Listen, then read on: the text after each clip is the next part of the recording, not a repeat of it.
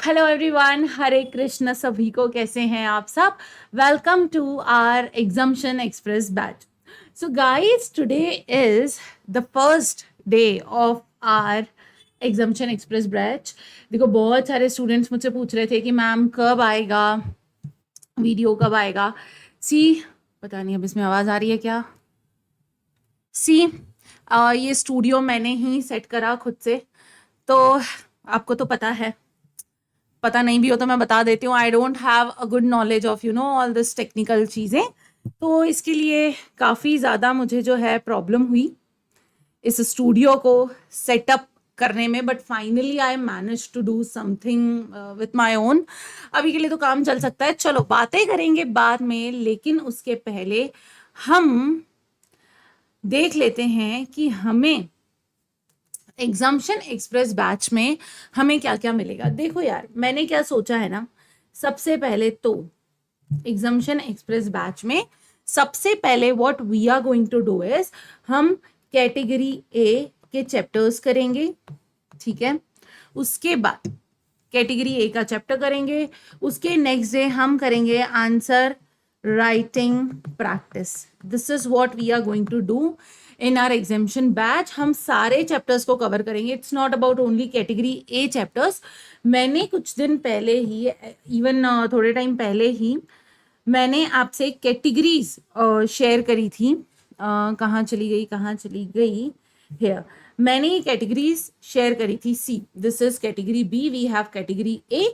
तो सबसे पहले हम क्या करेंगे, हम कैटेगरी वाइज हर चैप्टर को करेंगे। हर चैप्टर के साथ साथ मैं आपको दूंगी हैंड रिटन नोट्स, जिसमें आपको मिलेंगे क्लैरिटी कॉर्नर्स, जिसमें आपको मिलेंगे इंग्लिश वाले पॉइंट्स, जहां पर भी ट्विस्टेड वाला अगर कोई पॉइंट है तो आपको वहां पे मिलेंगे कनेक्टिंग ब्रिजेस। अगर एक चैप्टर में फॉर एग्जांपल फ्रॉड का जिक्र हुआ है 447 का, तो दूसरे चैप्टर से उसको कनेक्ट करके मैंने इन नोट्स में ऐड ऑन करा है। मैंने कल ही ये नोट्स मेरे टेलीग्राम पे शेयर कर दिए थे, सो दैट जब आप वीडियो देखो तो आप इसको कर सको, बेसिकली रेफर कर सको, ठीक है। ओके, पहले मैंने सोचा था मैं ये बैच जो है लाइव रखूंगी, but due to some reasons, मैंने अभी आपको बताया ये मैंने ही पूरा झमेला सेटअप करा है, तो I don't have much idea about live. तो मैंने सोचा एक काम करते हैं, अभी तो इसको रिकॉर्डेड ही जाने देते हैं। तो देखो देखो, एग्जाम्शन एक्सप्रेस बैच में क्या करेंगे, मेरी गारंटी तुमको आएंगे 60+, मेरी गारंटी, बस ईमानदारी से जैसा बोलती जा रही हूँ वैसा करते जाना। अब फॉर एग्जाम्पल आज हम करेंगे चैप्टर 2 इनकॉर्पोरेशन ऑफ कंपनी। इसके बाद नेक्स्ट डे हम इसकी आंसर राइटिंग प्रैक्टिस करेंगे, ओके। उसके बाद ऐसे सारे चैप्टर्स, कैटेगरी ए हो जाएगा, कैटेगरी बी हो जाएगा, कैटेगरी सी हो जाएगा। जब ये सारी कैटेगरीज हो जाएंगी तो हम क्या करेंगे, हम करेंगे हमारी एमटीपी, हम एमटीपी करेंगे, फिर हम करेंगे आरटीपी। हम ये सारी आरटीपी एमटीपी सॉल्व करने वाले हैं। If you have any doubt you can ask me on WhatsApp. अगर आप आपकी कॉपी आरटीआई से मंगवा रहे हैं तो I am ready to check those copies, आप मुझे भेजिए। इसके लिए मैं आपको एक पर्सनलाइज्ड पीडीएफ प्रोवाइड करूंगी, जिसमें मैं आपको बताऊंगी कि कौन से क्वेश्चन में आपने क्या मिस्टेक करी थी, ओके। इसके अलावा अगर आपको कुछ भी लॉ से रिलेटेड डाउट आता है तो you can ask me any time anywhere. चलो, तो अभी फटाफट, इससे पहले कि मेरा ये जो भी लफड़े वाला सेटअप है, इससे पहले इस सेटअप में कुछ प्रॉब्लम आ जाए, हम इसको कंप्लीट करते हैं, स्टार्ट करते हैं। As you can see right now I am very comfortable, not comfortable, sorry, uncomfortable, but it's okay, I will manage. चलो, तो स्टार्ट करते हैं चैप्टर 2 के साथ, जो कि बात करता है फॉर्मेशन एंड इनकॉर्पोरेशन। भाई साहब, कंपनी लॉ पढ़ रहे हैं तो कंपनी को इनकॉर्पोरेट करना, this is the first step. जैसे फॉर एग्जाम्पल आप आपका कोई धंधा सेटअप कर रहे हो, ठीक है, तो आप उसके सबसे पहले क्या डिसाइड करोगे, ये धंधा मैं अकेला करूंगा कि कोई और पार्टनर भी रख दूं। चलो, ये भी डिसाइड कर लिया, तो मैं ये देखूंगी कि यार अगर मुझे नगर निगम में मेरा ये धंधा सेटअप करवाना है, मैं अच्छे से नहीं आ रही क्या? अगर मुझे नगर निगम में मेरा ये धंधा सेटअप करवाना है तो उसके बाद मैं क्या देखूंगी यार कि कौन कौन से डॉक्यूमेंट्स लगेंगे। चलो वो भी देख लिया कि कौन कौन से डॉक्यूमेंट्स देने हैं नगर निगम को, कौन कौन सी चीज़ें मुझे लगेंगी। उसके बाद मैं देखूंगी कि यार और भी कोई मैटर्स इंसिडेंटल देयर टू अगर है तो मैं उसको कैसे देखूंगी। Okay, 1 second guys. हाँ ओके, तो चलो हम स्टार्ट करते हैं। देखो सबसे पहले नोट्स में आपको सबसे बढ़िया चीज आपको पता चल जाएगा ओवरव्यू क्या है। दुकान खोलनी है तो पहले तो देखेंगे मिनिमम नंबर क्या है, कैसे दुकान खोलनी है, कौन कौन से डॉक्यूमेंट्स हमको रिक्वायर्ड हैं, और भलाई के लिए खोलनी है कि पैसा कमाने के लिए, ये भी देखेंगे। उसके बाद हम देखेंगे मेमोरेंडम और आर्टिकल ऑफ एसोसिएशन। ये वही हो गया कि भाई हमको नगर निगम में कुछ डॉक्यूमेंट्स देने पड़ेंगे कि हम कहीं आतंकवादी वाले काम तो नहीं करेंगे। ठीक है, हमको बताना पड़ेगा कि हमारा ऑब्जेक्ट क्या है, हमको बताना पड़ेगा हमारे रूल्स क्या हैं, internal rules and external rules. उसके बाद डॉक्यूमेंट्स, कौन कौन से डॉक्यूमेंट्स हमको लगेंगे, और अदर प्रोविजंस बहुत ही सिंपल हैं। देखो हर बार बच्चा ये पूछता है कि मैम ये चैप्टर इंपॉर्टेंट है क्या, इंपॉर्टेंट है क्या। अरे ढोकले, कैसे इंपॉर्टेंट नहीं होगा। आप कंपनीज एक्ट पढ़ रहे हो तो कंपनी का इनकॉर्पोरेशन कैसे आपके लिए इंपॉर्टेंट नहीं होगा। तो yes, this is an important chapter, category A का चैप्टर है। और जो बच्चे तुक्का लगाते हैं कि मैम अभी तो ये आया था एग्जाम में, फिर से आएगा क्या, भाई आईसीएआई का कोई भरोसा नहीं है। आईसीएआई का ये भरोसा भी नहीं कर सकते, कल को पता चला जो मई का पेपर था सेम टू सेम तुमको उठा के सितंबर में दे दिया। आई एम जस्ट जोकिंग, ऐसा हो नहीं सकता, लेकिन गॉड नोस हो भी सकता है। ठीक है, तो चलो शुरू करते हैं। सबसे पहली चीज है हु इज प्रमोटर। भाई देखो प्रमोटर वो आदमी होता है जो सारी प्रमोशनल एक्टिविटीज को अंडरटेक करता है ना। What is promotional activities? For example तुमको तुम्हारी दुकान खुलवानी है, ठीक है। अच्छा अभी मत बोलना वो सोल प्रोपराइटरशिप है, तुमको समझाने के पर्पज से बोल रही हूँ। कल को तुम्हारे दिमाग में फोन चलाते चलाते, रील चलाते चलाते तुमने देखा कि यार आजकल हर कोई धंधा कर रहा है, हर कोई स्टार्टअप खोल रहा है, हर कोई अपनी कंपनी खोल रहा है, चलो मैं भी खोल लेता हूँ, खोल लेती हूँ। तो तुम्हारे दिमाग में जब ये पहली चीज है कि चलो यार एक कंपनी खोलते हैं, चलो वो कंपनी खोलने की जो स्टेप्स होती हैं उनको पूरा करते हैं। आपने उसके बारे में पता करा, कौन कौन से डॉक्यूमेंट्स लगते हैं, एक कंपनी कैसे इनकॉर्पोरेट की जाती है, आरओसी के पास क्या क्या जमा करवाना पड़ता है, ये सारी चीजें तुमने देखी तो तुम हो गए प्रमोटर। देखो प्रमोटर क्या होता है, वो प्रमोटर जो सारी नेसेसरी स्टेप्स को अंडरटेक करता है, जो सारी नेसेसरी स्टेप्स को अंडरटेक करता है। अब प्रमोटर जरूरी नहीं है तुम अकेले, हो सकता है तुम्हारे दोस्त के साथ तुमने कर लिया तो पार्टनरशिप भी प्रमोटर बन सकती है, एक एसोसिएशन भी प्रमोटर हो सकता है, तो इंडिविजुअल, पार्टनरशिप, एसोसिएशन एक्सेट्रा भी प्रमोटर बन सकते हैं। उसके बाद देखो प्रमोटर बनने के लिए नेसेसरी नहीं है कि कंपनी के साथ फॉर्मेशन से ही एसोसिएट हो, आप बाद में भी कंपनी के साथ आ सकते हैं। कैसे? देखो इसको पढ़ते हैं, इसको मैंने हिंदी में इसलिए रखा सो दैट आपको समझ में आए कि अच्छा कुछ भी अगर ट्रिकी पॉइंट है जिसको आप लॉ में थोड़ा सिंपल लैंग्वेज में अपने हिसाब से लिख सकते हो पेपर में, पर हिंदी में उसको समझना अभी के लिए बहुत जरूरी है, तो मैंने उन चीजों को इंग्लिश में लिख दिया है। 1 सेकेंड गाइस। हाँ ओ माय गॉड, पर फिर भी मैं आज रिकॉर्ड करके रहूंगी। चलो देखो जहां पर भी तुमको ये आइंस्टाइन भैया दिखेंगे ना, ये आइंस्टाइन भैया तुमको हिंदी में कुछ बताने आए हैं, नोट्स भी बताते जा रही हूँ साथ में। प्रमोटर बनने के लिए नेसेसरी नहीं है कि आप कंपनी के साथ एसोसिएट फॉर्मेशन से ही हो। अगर कोई कंपनी के कैपिटल की फ्लोटिंग अरेंज करने में हेल्प करता है तो उसे भी प्रमोटर माना जाता है। What is floating arrangement? ये तुमने कंपनी स्टार्ट करी, बाद में अगर कोई तुमको पैसों के रिगार्डिंग मदद करे वो भी प्रमोटर बन सकता है। ठीक है, अब उसके बाद सेक्शन 3 फॉर्मेशन ऑफ कंपनी। तुमने बोला दुकान खोलनी है, तुमने बोला कंपनी खोलनी है, तो सबसे पहले तुमने सोचा कितने लोग चाहिए। अगर आपको लगता है यार मेरे को तो प्राइवेसी बहुत प्यारी है, मेरे को किसी और का इंटरफेरेंस नहीं चाहिए मेरे काम में, तो आप जो है प्राइवेट कंपनी खोलो जिसमें मिनिमम 2 इंसान तो चाहिए ही चाहिए। ठीक है, यहाँ पे क्या होता है, अगर पब्लिक कंपनी ओपन कर रहे हो तो मोर देन इक्वल टू 7 लोग होने चाहिए, 7 लोग या उससे ज्यादा। ऐसा याद कर लो यार, देखो पब्लिक कंपनी है, कोई भी इंसान एक दिन से ज्यादा काम करना पसंद नहीं करता। हफ्ते में कितने दिन होते हैं? 7 दिन होते हैं, तो हर एक दिन एक एक इंसान काम करेगा, मतलब मिनिमम 7 लोग तो चाहिए, ज्यादा होंगे तो और भी अच्छा। उसके बाद प्राइवेट कंपनी। ना what is private company? More than 2 और 2%, 2 या 2 से ज्यादा। 1 पर्सन कंपनी, नाम से ही पता चल रहा है एक आदमी अकेली जिंदगी, वही है 1 पर्सन कंपनी। अब काइंड्स ऑफ कंपनी, कौन कौन सी कंपनीज होती है? Incorporate company, unincorporate company. जो कंपनी इनकॉर्पोरेट ही नहीं हुई उसको लात मार के साइड करेंगे। We have incorporated company. अब इनकॉर्पोरेटेड कंपनी कैसी होती है? देखो या तो होगी रजिस्टर्ड कंपनी, या तो होगी स्टैट्यूटरी कंपनी, या तो होगी चार्टर्ड कंपनी। जैसे आप बनने वाले हैं चार्टर्ड अकाउंटेंट्स। चलो on the basis of liability, देखो लाइबिलिटी के बेसिस पे भी ना 3 तरीके की कंपनी होती है। कौन कौन सी कंपनी? एक तो लिमिटेड बाय शेयर, जिस कंपनी में शेयर्स से जो है लाइबिलिटी आती है, पब्लिक भी हो सकती है, प्राइवेट भी हो सकती है, वो हो जाती है limited by shares. Limited by guarantee, limited by guarantee और अनलिमिटेड कंपनी, इसका मतलब है लिमिटेड बाय गारंटी तुमने गारंटी देके विद कैपिटल तुमने गारंटी के साथ कंपनी खोली, विदाउट कैपिटल तुमने अनलिमिटेड गारंटी के साथ पब्लिक या प्राइवेट कंपनी खोली। नॉट दैट इंपॉर्टेंट, बट फिर भी एक बार देख लिया। उसके बाद section 3A, members severally liable in certain cases. Important है, इसको देखते हैं। तो यहाँ पे क्या इंपॉर्टेंट था बताऊं क्या? सेक्शन 3 में इतना इंपॉर्टेंट था, किसी लॉफुल पर्पस के लिए तुम कंपनी खोल रहे हो तो तुम्हारे पास 3 ऑप्शन है। लॉफुल पर्पस कैसे मैडम? यार कल को तुमने बोला कि यार मैं तो सुपारी देने का काम करूंगी, मैं तो सबको ड्रम में भरूंगी, तो क्या तुम्हारी कंपनी खुल सकती है क्या? नहीं बाबा, लॉफुल कंपनी। हमको क्या करना है? लॉफुल कंपनी ओपन करनी है। हमको क्या करना है? लॉफुल कंपनी ओपन करनी है। ओके, अब उसके बाद नेक्स्ट सेक्शन 3 ये क्या बोलता है? बहुत इंपॉर्टेंट, ध्यान से सुनना। कौन कौन से मेंबर्स सेवरली लायबल होते हैं इन सर्टेन केसेस? यहाँ पे अगर आप देखो, connect the similar point in LLP. LLP में ऐसा ना सेम पॉइंट आएगा, तो उसको आप, मैंने यहाँ पे लिख दिया है नोट्स में, सो दैट आप जब पढ़ो ना तो आपको क्लिक हो कि एलएलपी में भी ऐसा कुछ आने वाला है, या फिर पढ़ लिया है तो एलएलपी में भी ऐसा कुछ था। अब वहां पर पहला, number of members of a company reduced below 7 और 2। अगर पब्लिक कंपनी है तो 7 से कम लोग हुए, या प्राइवेट कंपनी 2 से कम लोग हुए, such company carries business more than 6 month with reduce partners.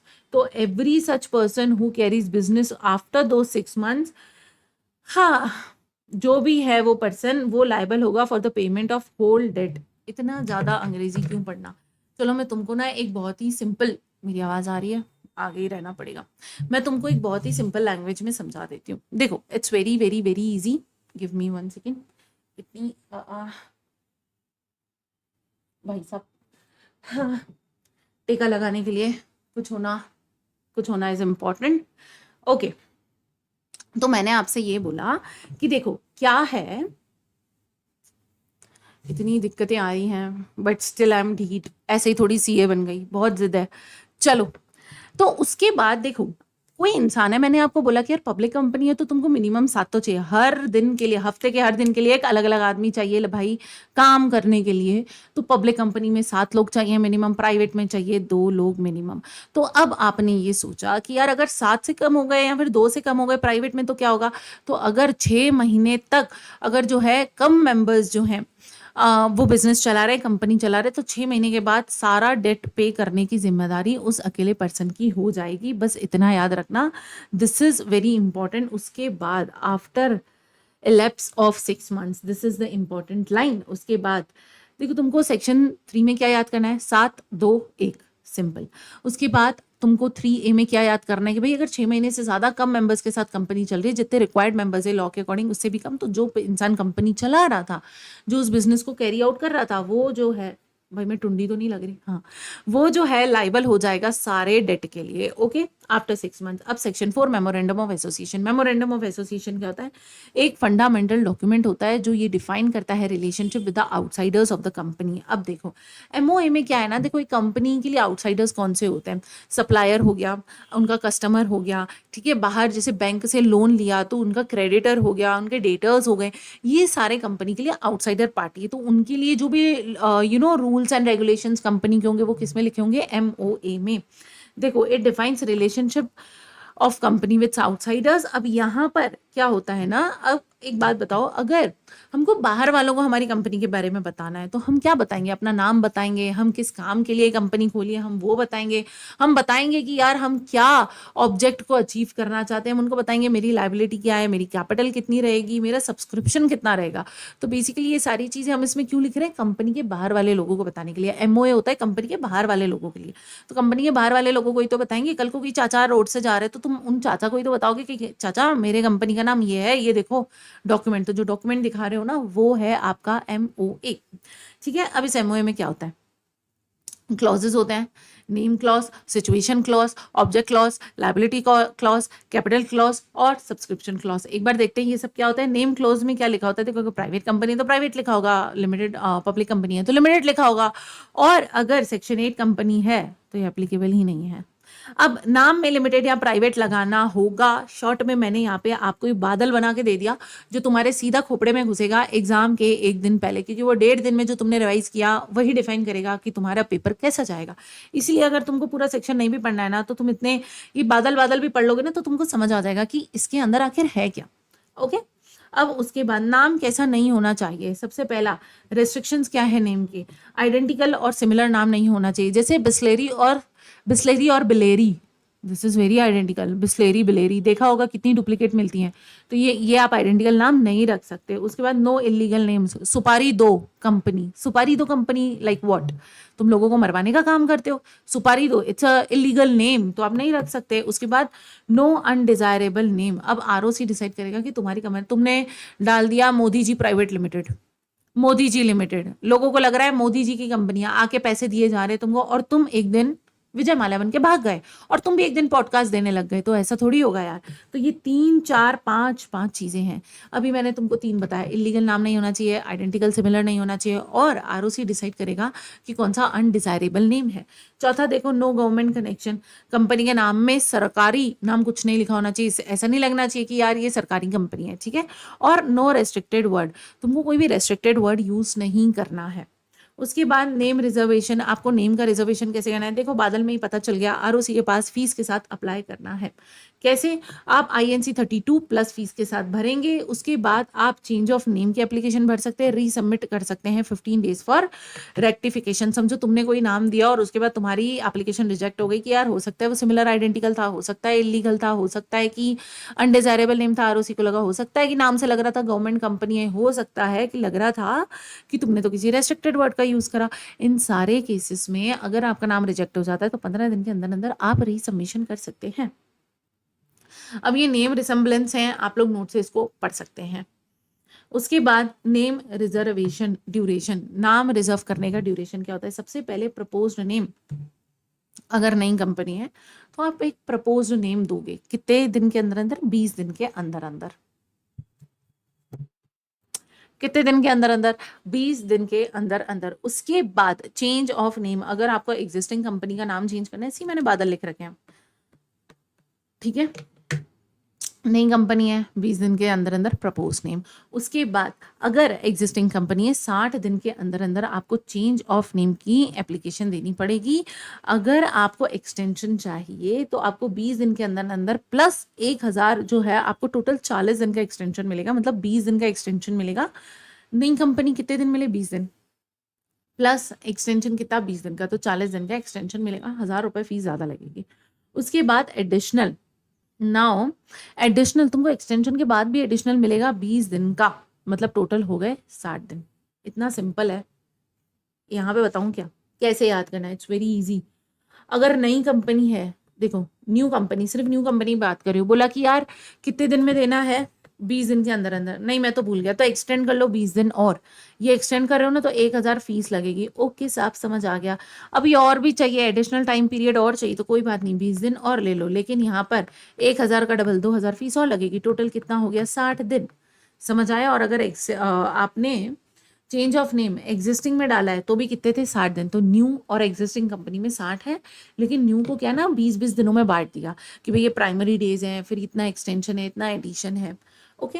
उसके बाद टोटल कितना है, आपको 60 डेज का एक्सटेंशन मिला है। उसके बाद कैंसिलेशन ऑफ रिजर्व नेम, देखो झूठ बोल ले कौआ काटे, भाई अगर आपने झूठ बोल के कोई नाम लिया है तो आपका नाम कैंसिल कर दिया जाएगा। कैसे, अगर अभी कंपनी इनकॉर्पोरेट नहीं हुई है तो नेम जो है कैंसिल हो सकता है कि आपने इनकरेक्ट इन्फॉर्मेशन दी हुई हो, और पेनल्टी लग जाएगी 1 लाख तक। अगर इनकॉर्पोरेशन के बाद मतलब नाम लिख लिया है तो क्या, अब तो कंपनी इनकॉर्पोरेट हो गई तो क्या होगा, आरओसी आपको बोलेगा भाई 3 दिन के अंदर अंदर जो है नाम को चेंज कर, और वो स्ट्राइक ऑफ कर देगा name. What is strike off, एक तो ये अंग्रेजी के वर्ड इतने भारी होते हैं ना, ऐसा लगता है कि मतलब क्या तोप है ये। आरओसी के पास ये आरओसी है, चलो लड़की को बना देते हैं, आई होप ये कॉकरोच नहीं लग रहा है। ये आरओसी है और ये एप्लीकेशन, इसकी एक रजिस्टर है जहाँ पे ये सारे कंपनीज के नाम लिखता है। ये बोल रहा है मैं स्ट्राइक ऑफ कर दूंगा, मतलब तुम्हारी कंपनी का नाम काट दूंगा, simple. This is the meaning of strike off. तो मैंने आपको क्या बोला कि भाई 3 दिन के अंदर अंदर, अब ये औरत के दिमाग में आया कि यार इसने तो गलत नाम ले लिया है और आफ्टर इनकॉर्पोरेशन इनकॉर्पोरेट हो चुकी है, तो 3 महीने के अंदर अंदर आपको नोटिस देगी, स्ट्राइक ऑफ कर देगी आपका नाम। लेकिन अगर आपने 3 महीने के अंदर अंदर चेंज नहीं करा तो आपकी कंपनी का हो जाएगा वाइंड अप। वाइंड अप होने से पहले अपॉर्चुनिटी ऑफ बीइंग हर्ड, ये वर्ड याद रखना। कौन सा वर्ड? व्हाट इज रूप? Reasonable opportunity of being heard आपको मिलती रहेगी। ओके, उसके बाद what is situation clause? Situation clause, S for situation, S for state, S for situation, S for state. ठीक है, यहाँ पे आपने क्या देखना है, यहाँ पे आपने क्या देखना है कि देखो सिचुएशन क्लॉज में केवल स्टेट का नाम, कि भैया आप कौन से स्टेट में आपकी कंपनी है, जैसे इंदौर में है तो मध्य प्रदेश। उसके बाद ऑब्जेक्ट, तुम क्या करना चाहते हो, तुम्हारा क्या ऑब्जेक्ट है जीवन में, तुम्हारा उद्देश्य क्या है, तुम सीए बनना चाहते हो, कंपनी क्यों खोली है, पैसा कमाना चाहता हूँ, तो तुम्हारा ऑब्जेक्ट क्या है, पैसा कमाना। लिख सकते हैं, लेकिन हम थोड़ा बड़ा चढ़ा के लिखेंगे कि मैं चाहता हूँ कि इकोनॉमी में कुछ चेंज आए, मैं चाहता हूँ कि बढ़िया क्वालिटी का माल बिके, मैं चाहता हूँ ये, मैं चाहता हूँ वो। तो जो भी आप चाहते हैं वो आता है ऑब्जेक्ट क्लोज में। यहाँ पर अब ऑब्जेक्ट क्लॉज जो है वो कैसा नहीं होना चाहिए, देखो नॉट बी टू जर्नल, बहुत जनरल नहीं होना चाहिए कि मेरा ऑब्जेक्ट है पैसा कमाना, सबका ही है, not be too general, not be too specific, इतना स्पेसिफिक भी नहीं होना चाहिए। Not against the public interest, PI means public interest. तुमने बोला कि मेरा ऑब्जेक्ट ये है कि रात को 12 बजे के बाद जो घर से निकलेगा मैं उसको मार दूंगा, दिस इज माई ऑब्जेक्ट। ये कोई ऑब्जेक्ट होता है क्या? पब्लिक के अगेंस्ट है तो ये ऑब्जेक्ट नहीं हो सकता है। बियॉन्ड वैलिडिटी के बियॉन्ड नहीं होना चाहिए। उसके बाद लाइबिलिटी क्लॉज, लाइबिलिटी क्लॉज से पता चल रहा है मेंबर्स की लाइबिलिटी क्या होगी कंपनी में, वो लिखेंगे। देखो अगर कंपनी लिमिटेड बाय शेयर्स है तो जितना अमाउंट अनपेड है उतना, अगर कंपनी लिमिटेड बाय गारंटी है तो अमाउंट ऑफ गारंटी जो इंसान ने दिया, देखो गारंटी का अमाउंट किस लिए बुलाया जा सकता है। ठीक है, उसके बाद पेमेंट ऑफ डेट। अब मेरी बात सुनो, यहाँ पे क्या बोला, फॉर एग्जाम्पल मैंने रिलायंस कंपनी के शेयर खरीदे, I am the share holder, और मैंने 1 करोड़ के शेयर खरीदे जिसमें मैंने 80 लाख रुपए दे दिए। कल को मुकेश अंबानी ने अपनी बीवी पे इतना खर्चा करा कि उसकी कंपनी ही डूब गई। अब मैं किसके लिए लायबल हूँ? मैं सिर्फ 20 लाख देने के लिए लायबल हूँ जितना अनपेड अमाउंट है, लेकिन मैंने मुकेश अंबानी को गारंटी दे दी कि मेरी गारंटी है 2 करोड़ रुपए की, तो भाई अब कुछ भी हो जाए मेरे को 2 करोड़ देने पड़ेंगे, सिंपल। अब ये जो पैसे मैं दूंगी उनसे होगा क्या? पहला तो डेट और लाइबिलिटी, भाई पैसा लिया ही कर्जा चुकाने के लिए तो कर्जा तो चुकाएंगे, ओके। अब कर्जा चुका दिया। दूसरा एक्सपेंसेस ऑफ वाइंडिंग अप, और दूसरा कॉन्ट्रीब्यूटरीज अमंग देमसेल्व्स, जो कॉन्ट्रीब्यूशन कर देंगे उन पैसों का। कैपिटल क्लॉज क्या बोलता है? कैपिटल क्लॉज ये बताता है कि मेरी कितनी शेयर कैपिटल है और मैंने उसको किस तरीके से डिविजन कर रखा है। Okay guys, see this is not exemption express, is exam oriented batch. Okay, तो मैं इसमें सी मेरे पास एक ऑप्शन था कि एग्जाम ओरिएंटेड है तो जो इंपॉर्टेंट सेक्शंस है मैं वो बता दूं, लेकिन आई थिंक हमको 100% सिलेबस कवर करना चाहिए ना, I am trying to do that only. थोड़ा सा आपको स्पीड ज़्यादा लग सकता है, वैसे भी मुझे पता है CA स्टूडेंट्स, बिकॉज मैं भी CA स्टूडेंट रह चुकी, तो मुझे पता है हम 1.5 से नीचे तो सुनते ही नहीं है, तो मैं खुद ही 1.5 पे बोल रही हूँ। ओके, तो अगर आपको स्पीड लग रही है तो भूल कर भी कोशिश ना करें इसको 1.5 पे लेके जाने की, नहीं तो तुम्हारे सर के ऊपर से निकल जाएगा जो भी हम पढ़ रहे हैं। ओके, चलो सब्सक्रिप्शन क्लॉज क्या होता है? Number of shares which subscribers agree to subscribe. देखो जो सब्सक्राइबर होता है ना, जैसे MOE का सब्सक्राइबर, बेसिकली यार ऐसा समझ लो कंपनी के खास लोग, इनको शेयर्स लेना is compulsory. Okay, then nomination clause, अगर in case of OPC 1 person company है तो उसको नॉमिनेट करना पड़ेगा किसी और पर्सन को। आगे उस सेक्शन में देखेंगे कि भाई अगर मैं टपक गया तो मेरी जगह कौन नॉमिनेट हो जाएगा as a 1 person in this 1 person company. Okay, 1 साल बाद तक भी मेंबर लायबल होगा, याद रखिएगा। गारंटी कंपनी अगर वाउंड अप हो जाती है within 1 year after a member ceases, for example मैंने जो है मुकेश अंबानी को 2 करोड़ की गारंटी दी थी ना, मैंने उसको 2 करोड़ की गारंटी दी। फिर मेरे को लगा कि नहीं यार मुझे इनका मेंबर नहीं बनना, और मैं वहां से हट गई। अब मैं मेंबर नहीं हूँ रिलायंस की, लेकिन 8 महीने के अंदर अंदर, 11 महीने के अंदर अंदर, 11 महीने 20 दिन के अंदर अंदर उसकी वाइफ ने उसकी कंपनी को डुबा दिया, तो भाई फिट्टे मुंह उसके अब मुझे भी 2 करोड़ देने पड़ेंगे। मतलब तुम ये नहीं बोल सकते कि यार 1 साल पहले ही मैं जो है इससे मेंबर से सीज हो चुकी हूँ, नहीं, 1 साल तक यू आर लाइबल। उसके बाद सेक्शन 5 जो बात करता है आर्टिकल ऑफ एसोसिएशन, इसके पहले हमने पढ़ा MOA, मेमोरेंडम ऑफ एसोसिएशन, जो बाहर के लोगों को, आउटसाइडर्स को बताता है कि कंपनी का उद्देश्य क्या है। AOA वो रूल्स है जो कंपनी के अंदर वाले लोगों के लिए होते हैं। ये क्या रूल है देखते हैं। AOA मतलब अंदर की बात। चलो, AOA जो है कुछ रेगुलेशंस होते हैं मैनेजमेंट के लिए कि हमारी कंपनी इसी तरीके से काम करेगी। देखो यहाँ पे कुछ एडिशनल मैटर्स होंगे जो कि नेसेसरी होंगे मैनेजमेंट को कंसिडर करने के लिए। यहाँ पर रिस्पेक्टिव टेबल्स होती हैं, फॉर्म्स होते हैं, टेबल्स होती है FGHI एंड J। शेड्यूल 1 सबको पता होगा, आई नो, आगे देखेंगे इसको। देखो, अगर किसी मैटर पे AOA साइलेंट है तो जो टेबल है वो एप्लीकेबल हो जाएगी टू दैट एक्सटेंड। देखो, मैं तुमको एक बात बताती हूँ, AOA मतलब क्या, मैनेजमेंट को कैसे चलाना है। मैनेजमेंट को चलाने के लिए बाहर वालों को क्यों बताएंगे, मैनेजमेंट तो घर वाले चला रहे, तो ये घर वालों की बात है। तो इसमें एडिशनल मैटर्स कुछ MOA में AOA में नहीं लिखा हुआ है, तो जो शेड्यूल में लिखा हुआ है वो मान लेंगे। इसमें फॉर्म्स होते हैं, टेबल्स होती हैं, FGHI टेबल्स होती हैं, शेड्यूल 1 होता है, इसमें सारे रूल्स एंड रेगुलेशंस होते हैं कंपनी के for the internal management of the company, आप ऐसा लिख सकते हो। ओके, अब उसके बाद provision for entrenchment make it more protective. For example, अगर मैं शॉपिंग के लिए जा रही हूँ या फिर समझो मैं आउट ऑफ इंडिया घूमने जा रही हूँ और मुझे ऐसा लगता है कि यार मुझे ना थोड़ा सा जो घर पे मैं ताला लगा के जा रही हूँ ना, मुझे डर है कि कहीं चोरी ना हो जाए, तो मैं क्या कर रही हूँ, एक ताला लगा लिया मैंने, एक और ताला लगा लिया, अब मैंने दो दो ताले लगा लिए, मैंने उस गेट को ज्यादा प्रोटेक्ट कर दिया। This is called entrenchment. Okay, entrenchment का मतलब डिफिकल्ट टू चेंज, जैसे वो जो गेट है अब डिफिकल्ट टू ओपन है, दिस इज कॉल्ड एंट्रेंचमेंट। इंट्रेंचमेंट के प्रोविजन, अब AOA से इसका क्या लेना देना है। फॉर एग्जाम्पल, अब कोई डायरेक्टर है, समझो मुकेश अंबानी है, तो मुकेश अंबानी ने अपने AOA में लिख दिया कि अगर किसी को मुझे एज अ डायरेक्टर पद से हटाना है तो 100% शेयर होल्डर्स की वोटिंग होनी चाहिए। अगर 1% वोटिंग भी मेरे अगेंस्ट चली गई तो मैं जो है नहीं मानूंगा उस डिसीजन को, 100% जो है वोटिंग इस फेवर में आनी चाहिए कि मैं हट जाऊं, तभी मैं हटूंगा। This is called entrenchment. तुमने अपने डायरेक्टर पद से हटने को और ज्यादा प्रोटेक्टिव बना लिया, दिस इज कॉल्ड एंट्रेंचमेंट। ठीक है, आई होप आपको समझ में आ गया होगा। देखो, यहाँ पे लिखा हुआ है कुछ प्रोविजंस एंट्रेंचमेंट के AOA में होते हैं। अब उसके बाद एंट्रेंचमेंट इंक्लूड कैसे होता है। देखो, अगर आपको फॉर्मेशन, अभी आप कंपनी बना ही रहे हो और आपको पता है मुझे किसी चीज को लेके एंट्रेंचमेंट करना है, तो आप तो बड़ी आसानी से कर सकते हो, नो इश्यूज, आप एंट्रेंचमेंट को बहुत आराम से कर सकते हो। आपने कर लिया एंट्रेंचमेंट, मतलब AOA में डाल दिया, लेकिन अब कंपनी इनकॉर्पोरेट हो गई, हमारे मुक्कू मोटा भाई को बाद में याद आया कि शिट, मुझे तो इसमें एंट्रेंचमेंट डालना था। अब वो क्या करेगा, प्राइवेट कंपनी है तो सारे मेंबर्स उसमें एग्री करने चाहिए, पब्लिक कंपनी तो आपको स्पेशल रेजोल्यूशन पास करना पड़ेगा। ROC को बताना पड़ेगा। देखो, अगर न्यू कंपनी है, नई नई कंपनी ओपन हो रही है, तो आपको जो है फॉर्मेशन पे जब कंपनी स्टार्ट हो रही है आपने तभी बता देना है। ओके, और स्क्रीन दिख रही है राइट। और अगर कंपनी जो है एग्जिस्टिंग कंपनी है तो विद इन 30 डेज आपको बताना रहेगा। ओके, अब AOA MOA में क्या बेसिक चेंजेस हैं। देखो, फंडामेंटल कंडीशंस बताता है, इंटरनल रेगुलेशन, या आउटसाइडर्स का रिलेशनशिप होता है, ये कंपनी और उसके मेंबर की बात होती है। यहाँ पर इस क्लॉज को कोई can not include clauses contrary to legal provisions. यहाँ पे subordinate to both law and MOA, उसको आपको अगर उसके ऊपर जाना है तो आप वो प्रोविजन इसमें डाल सकते हो। स्कोप क्या है, कंपनी की एक्टिविटीज को डिफाइन करता है और ये डिफाइन करता है कि कंपनी कौन से स्कोप में रेगुलेट करती है।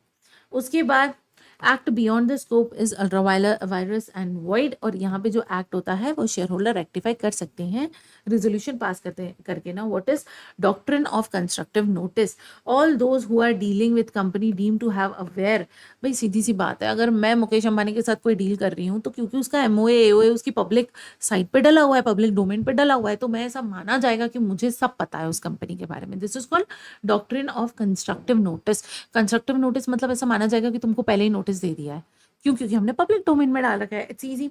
अब थोड़ी क्लैरिटी की बात करते हैं। देखो, section 17, within 7 days of request company shall payment specified fees send copy of specified documents. देखो, 7 दिन के अंदर अंदर कंपनी को फीस के साथ ये कुछ कॉपी जो है भेजनी पड़ती है। कौन सी, MOA AOA और एग्रीमेंट और resolution referred in section 117 not included in MOA AOA। आगे देखेंगे, अभी बस मैंने क्लैरिटी के लिए यहाँ पे डाल दिया, सो दैट सेक्शन 17 जब आप पढ़ो तो आपको यहीं पे उसको थोड़ा फ्रेश हो जाए। अगर आपने इसका नॉन कंप्लायंस करा, किसका, this thing, for example this, अगर आपने इसका नॉन कंप्लायंस करा तो what will happen, company and every officer जो है 1,000 पर दिन का या फिर 1 lakh, whichever is less, this sign is this sign is for which ever.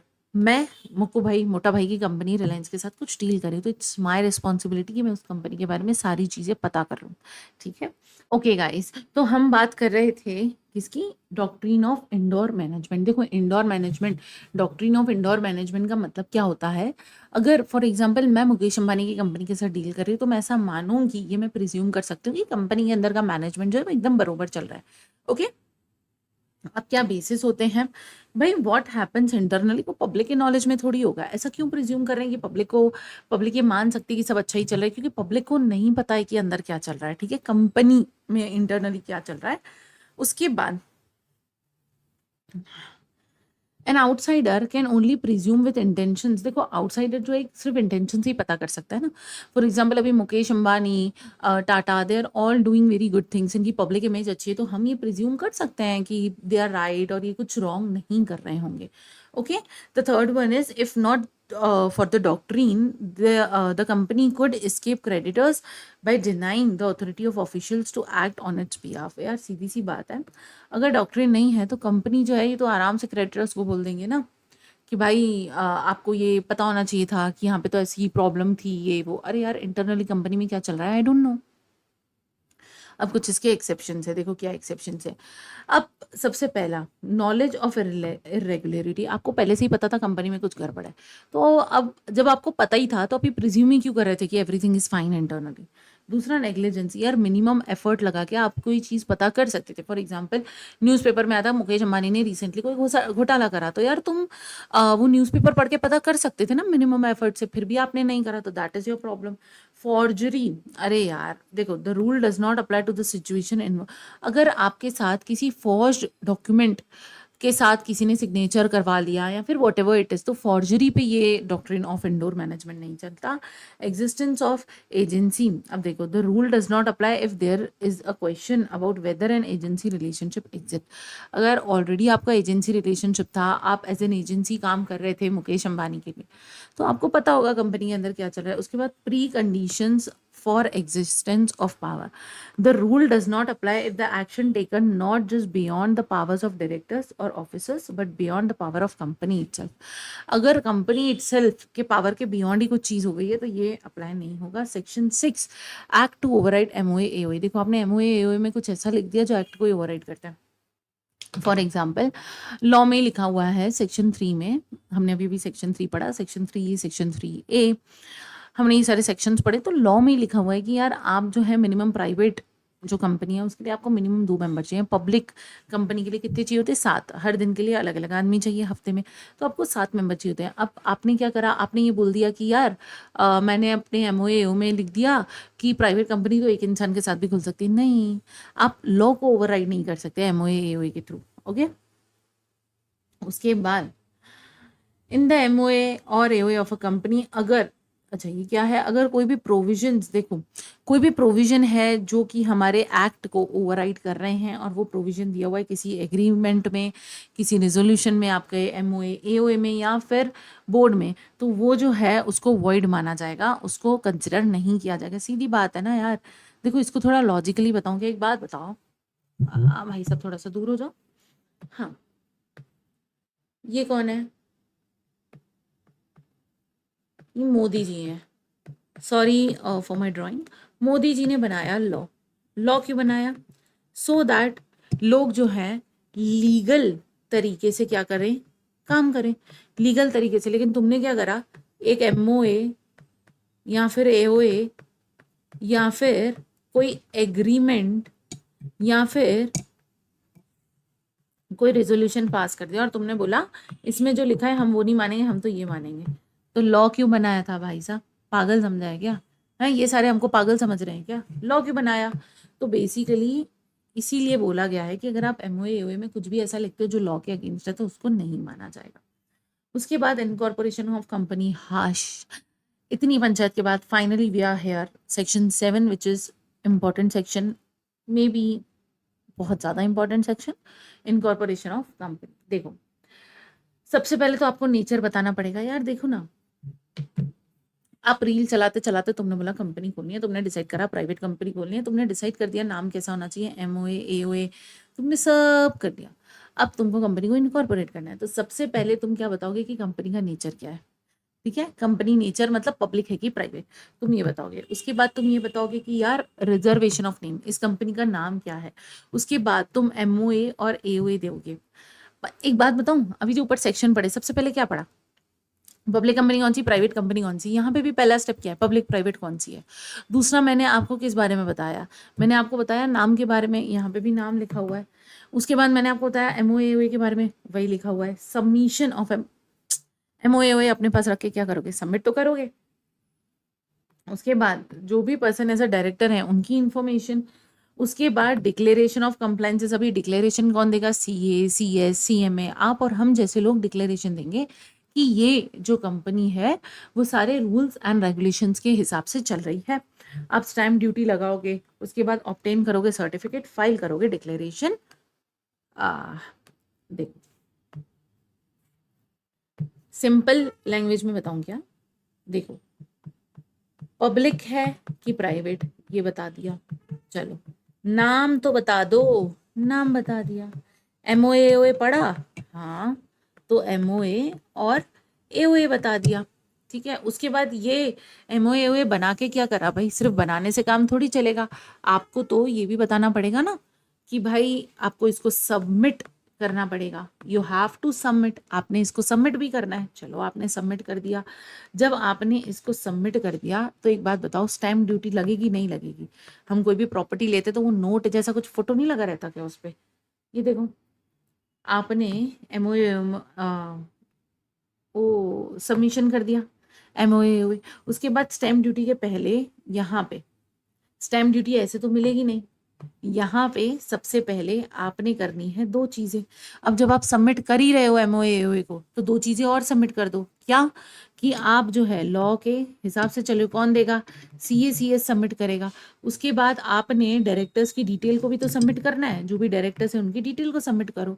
उसके बाद आपको मिल जाएगा रजिस्ट्रेशन, आपको एक सर्टिफिकेट मिल जाएगा, और सर्टिफिकेट आप जो है डिक्लेरेशन दोगे अपने रजिस्टर ऑफिस का, आपको सर्टिफिकेट मिल गया। अब फ्यूचर में अगर आरओसी को आपसे कुछ भी बात करनी होगी तो वो कैसे करेगा, आपके एड्रेस पे करेगा, तो हमको उनको एड्रेस तो बताना पड़ेगा, ठीक है। उसके बाद आरओसी के पास क्या करना है, देखो आरओसी के पास आपको एमओए एओए देना है। एमओए एओए देंगे तो अगर इलिटरेट इंसान है तो अंगूठा लगवा लेंगे, अगर कोई बॉडी कॉर्पोरेट है तो जो भी ऑथराइज डायरेक्टर ऑफिसर एम्प्लॉय होगा वो साइन कर देगा, एलएलपी है तो पार्टनर ऑथराइज साइन करेगा, और फॉरेन अगर है तो सिग्नेचर्स और एड्रेस जो है हम नोटराइज नेशनल्स का डालेंगे। उसके बाद डिक्लेरेशन ऑफ कंप्लायंस, आपको एक डिक्लेरेशन देगा कंप्लायंस का, मतलब सीए सीएस सीएम में कसम खाएंगे कि ये जो कंपनी है सारे कंपनी लॉ को फॉलो कर रही है, कुछ भी इन्होंने गलत काम नहीं करा। आपने आपका एड्रेस देना है। उसके बाद आपका जो सब्सक्राइबर्स होंगे, मतलब जो फर्स्ट डायरेक्टर्स होंगे, आपको उनकी भी डिटेल देनी पड़ेगी, आपको उनकी डिटेल देनी पड़ेगी। कौन कौन सी डिटेल, सबसे पहले आपको बताना पड़ेगा कि प्रमोशन, फॉर्मेशन और इनकॉर्पोरेशन ऑफ कंपनी में किसी भी तरीके से ये जो है किसी ऑफेंस से कन्विक्टेड नहीं हुए हैं, इन्होंने कोई भी 5 साल में कोई भी इन्होंने फ्रॉड नहीं करा है, कोई भी फ्रॉड के लिए गिल्टी नहीं हुए हैं। फाइल करेंगे सारे डॉक्यूमेंट्स किसको, आरओसी के पास, और बोलेंगे कि यार सारी जो इन्फॉर्मेशन है करेक्ट एंड ट्रू, ऐसी सी बात है, डायरेक्टर को बताएंगे कि यार इसने कोई फ्रॉड नहीं करा 5 साल में, सिंपल। उसके बाद फर्स्ट डायरेक्टर के पर्टिकुलर्स क्या देने हैं आपको, एड्रेस, नेशनलिटी, इंटरेस्ट, दिन, रेसिडेंशियल, ये सब देना पड़ेगा। पर्टिकुलर्स ऑफ सब्सक्राइबर, अगेन अगर यार फॉर एग्जांपल हम आधार कार्ड के लिए अप्लाई करते हैं तो सारी डिटेल देते ना, नाम क्या है, नेशनलिटी क्या है, एड्रेस क्या है, प्रूफ ऑफ आइडेंटिटी क्या है, ऑक्यूपेशन क्या है, वही सारी डिटेल यहाँ पे देंगे। और उसके बाद आपको INC 11 मतलब के सर्टिफिकेट ऑफ इनकॉर्पोरेशन मिल जाएगा। Then we have allotment of CIN, आपको अलॉटमेंट ऑफ सिन, आपको एक कंपनी आइडेंटिफिकेशन नंबर मिलेगा, और उसके बाद जो ओरिजिनल पेपर्स होंगे ना कंपनी के, वो आपको कंपनी वाउंड अप, कंपनी खत्म होने तक उस पेपर्स को संभाल के रखना है। अगर आपने कुछ भी गलत इन्फॉर्मेशन दी है कंपनी के इनकॉर्पोरेशन में तो आप पे फ्रॉड का एक्शन लिया जाएगा, मतलब सेक्शन 447 लगेगा। व्हाट इज 447, यहाँ पे मैंने आपको शॉर्ट में दे दिया है कि अगर आपने कोई ऐसा काम किया है जिसकी वजह से आपका इंटेंशन ही नहीं था लोगों को धोखा देना, जिसकी वजह से आपको एक अनड्यू एडवांटेज हुआ है, जिसकी वजह से जो है कंपनी के शेयर होल्डर्स, क्रेडिटर्स, उनके इंटरेस्ट में जो है कुछ भी नुकसान हुआ है, तो आपको फ्रॉड के अंदर सजा मिलेगी, जिसमें 6 से 10 साल की जेल होती है। पब्लिक इंटरेस्ट अगर है तो 3 से 10 साल की होगी, और यहाँ पे 1 से 3 गुना जो आपको पेनल्टी लग सकती है ना। व्हाट इज दिस पेनल्टी, इसका मतलब है फॉर एग्जांपल 1 करोड़ का अगर आपने घोटाला करा तो आपको 3 करोड़ तक की पेनल्टी लग सकती है। ओके। उसके बाद सेक्शन, नॉट सेक्शन, अब यहाँ पे क्या बोलते हैं, ट्रिब्यूनल में ऑन एन एप्लीकेशन, ट्रिब्यूनल के पास अगर एप्लीकेशन जाएगी किस चीज़ की, अगर ट्रिब्यूनल के पास एप्लीकेशन या एप्लीकेशन गई कि कुछ भी तुमने ये गलत काम कर दिया इसमें से, तो ट्रिब्यूनल क्या करेगा, कंपनी का नाम रिमूव कर देगा रजिस्टर से, वाइंड अप कर देगा, सारी लाइबिलिटी मेंबर्स के ऊपर आ जाएगी, और ऑर्डर देगा मैनेजमेंट को रेगुलेट करने के, एंड पास करेगा order as may deem fit. क्या क्या करेगा, देखो नाम हटा दिया, कंपनी को वाउंड अप करने का बोल सकता है, वो बोल सकता है कि भाई मेंबर्स लाइबिलिटी जो है मेंबर्स की वो अब हम अनलिमिटेड मानेंगे, पास करेगा order for regulation of management of company including charges if any, changes if any. देखो अगर उसको लगता है वाइंड अप करने की जरूरत नहीं, अनलिमिटेड लाइबिलिटी करने की जरूरत नहीं, तो आपको डायरेक्ट कर देगा कि आपको क्या चेंजेस करने हैं, provided that before making any order वो क्या करेगा, कंपनी को सुना जाएगा और ट्रांजेक्शन्स को ध्यान में रखा जाएगा, मतलब के रूप reasonable opportunity of being heard दी जाएगी। देन उसके बाद ट्रिब्यूनल जो है सारे ट्रांजेक्शन्स को कंसिडर करेगा, देखेगा कि किसका पेमेंट हुआ है किसका नहीं हुआ। Formation of 1% company important section है। 1% कंपनी सिर्फ एक इंसान से बनती है, यहाँ पर नेचुरल पर्सन जो है वो होना चाहिए, इंडियन सिटीजन होना चाहिए, इंडियन सिटीजन जो रेसिडेंट ऑफ इंडिया होना चाहिए। रेसिडेंट ऑफ इंडिया का मतलब होता है more than equal to 120 days in previous financial year. भाई ये जो है OPC 1% company can not be a section 8 company. Section 8 company होती है लोगों की भलाई के लिए, तो एक अकेला इंसान लोगों की भलाई नहीं कर सकता, तुम खुद का भला कर लो वही काफ़ी है। Okay, prohibited for conducting non banking financial investment. देखो सीधी सी बात है, अगर एक इंसान के ऊपर हमने नॉन बैंकिंग फाइनेंशियल चीज़ें उसको बिजनेस करने का मौका देती है तो वो तो घोटाला करके भाग भी सकता है, तो ये नहीं कर सकते हैं। ओके, अब अ natural person shall not be a member of more than 1% company. देखो क्या हो सकता है ना, 1% कंपनी मतलब कि यहाँ पे ये बोला एक कंपनी है, इस कंपनी में समझो मोहन जो है वो मेंबर है, ठीक है, and this is OPC 1% company. तो ये दूसरी कंपनी में 1% कंपनी में मेंबर नहीं बन सकता, लेकिन नॉमिनी बन सकता है, दूसरी कंपनी में नॉमिनी बन सकता है, ठीक है, यही यहाँ पे बोला गया है कि नॉमिनी बन सकता है, नॉमिनी बनने में कोई इशू नहीं है। देखो, where a natural person brings members and OPC become member in other such company, then nominee in that company shall meet eligibility criteria within 180 days। उसके बाद देखो कोई माइनर जो है वो मेंबर या फिर नॉमिनी नहीं बन सकता किसी मेजर को, मतलब 18 साल से बड़े को ही बनाएंगे यार नॉमिनी, मतलब कि कल को किसी की डेथ हो जाती है तो सामने वाला चीज़ों को संभाल सके। लेकिन अगर कोई पर्सन ऐसा है जो चीज़ों को नहीं संभाल पाएगा, माइनर कैसे संभालेगा चीज़ों को, इसके लिए जो माइनर है हम बोलेंगे माइनर जो है वो कभी भी नॉमिनी या मेंबर नहीं बन सकता है।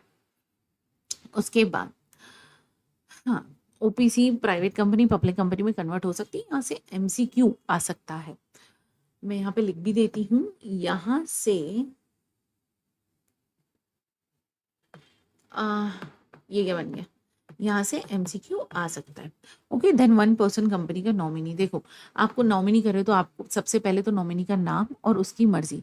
जैसे एक बात बताओ, फॉर एग्जांपल फॉर किसी लड़की का रिश्ता है तुम्हारे पास, तो सबसे पहले तो तुमको नाम पता चलता है, अच्छा इसका नाम ये है, बाद में तुम यही बोलोगे ना कि इसकी मर्जी से शादी हो रही है कि नहीं हो रही है, नहीं तो आजकल तो टपका देते हैं।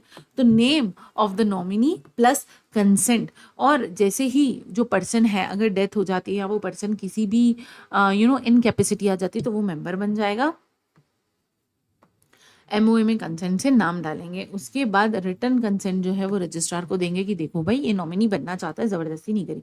विड्रॉवल, क्या नॉमिनी विड्रॉ कर सकता है? जी हाँ, नॉमिनी विड्रॉ कर सकता है, वो नोटिस देगा राइटिंग में, और नॉमिनी जो है जो पर्सन है ओपीसी का वो विदिन 15 डेज दूसरा नॉमिनी कर लेगा। फॉर एग्जाम्पल किसी ने मेरे को अपनी 1% कंपनी में नॉमिनी बनाया, मैं नॉमिनी बन सकती हूँ, बिल्कुल बन सकती हूँ, मैंने रिटर्न कंसेंट दे दी, अब मैं नोटिस देके बोल रही हूँ मुझे इस कंपनी में नॉमिनी नहीं बनना है, तो 15 दिन के अंदर अंदर जो 1% कंपनी का मालिक है वो दूसरा नॉमिनी इलेक्ट कर लेगा। रिप्लेसमेंट, पहले तो तुम्हारी मर्जी से गए, लेकिन क्या 1% कंपनी का मेंबर तुमको खुद रिप्लेस कर सकता है? बिल्कुल कर सकता है, मेंबर भी हटा सकता है। देखो, member of OPC may change the name of the nominee, obtaining prior consent, intimate करेगा रिटर्न में कंपनी को, और any such change shall not be deemed to be alteration of MOA। यहाँ से अगेन आपको MCQ या केस स्टडी आ सकता है। देखो सीधी सी बात है ना, आपने एक नॉमिनी को ही तो हटाया है, प्रायर कंसेंट लोगे। अब जो 1% कंपनी है, यहाँ पे बच्चों को डाउट ये आता है कि मैम ये राइटिंग में कंपनी को क्यों देगा। कंपनी और कंपनी का मेंबर अलग अलग होता है। कंपनी एक अलग सेपरेट आर्टिफिशियल पर्सन होती है, तो कंपनी अलग है, तो कंपनी को अलग से नोटिस देना पड़ेगा। और अगर आपने ऐसा कुछ भी विड्रॉवल करा है तो that is not alteration in your MOA, ध्यान रखना है। उसके बाद नॉमिनी बिकम मेंबर, देखो he shall nominate new nominee within 15 days of becoming member. कोई भी फॉर एग्जांपल नॉमिनी, किसी ने मुझे नॉमिनी बनाया था एंड नाउ उनकी इनकैपेसिटी आ गई कि अब वो मेंबर नहीं बन सकते, तो मैं मेंबर बन गई, तो मुझे 15 दिन के अंदर अंदर जो है दूसरे नॉमिनी को सिलेक्ट करना पड़ेगा। ओके अब in all the 3 cases inform registrar within 30 days. मतलब ये 3 केसेस कौन से, ये और ये withdrawal, replacement, nominee become member. इन सारे केसेस में आपको जो है, इस केस में और रिप्लेसमेंट में, तीनों केसेस में आपको इन्फॉर्म करना है रजिस्ट्रार को विद इन 30 डेज। अब formation of company with charitable object, देखो हर कोई गंदा नहीं होता, हर कोई सिर्फ अपना फायदा नहीं सोचता, लोग दूसरों का भी फायदा सोचते हैं। 1 second guys।